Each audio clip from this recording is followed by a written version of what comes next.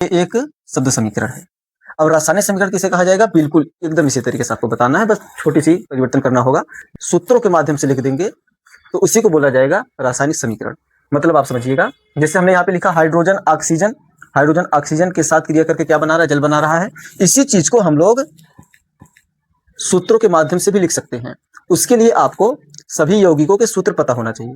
मैं आपको एक एक यौगिक का पूरा डिटेल में सूत्र बता दूंगा, किस यौगिक का कौन सा सूत्र होता है, क्या अणु सूत्र को हम लोग अणुसूत्र भी बोलते हैं, तो आप ये भी बात ध्यान रखिएगा। जैसे अभी हाइड्रोजन का सूत्र होता है H2 और ऑक्सीजन का सूत्र होता है O2।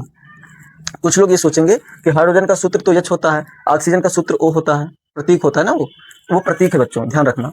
ये सूत्र है, सूत्र। अच्छा, H2 कब लिखा जाता है? जब हाइड्रोजन गैस के रूप में उपस्थित होता है। अब बातों को ध्यान दीजिएगा कि यदि ऑक्सीजन है तो हम लोग O से लिखेंगे, ठीक है। अगर ऑक्सीजन गैस के रूप में है तो उसको क्या लिखा जाएगा? O2।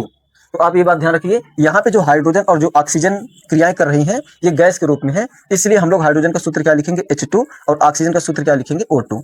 फिर क्रिया करने के बाद क्या बनाएगा? जल बनाएगा H2O।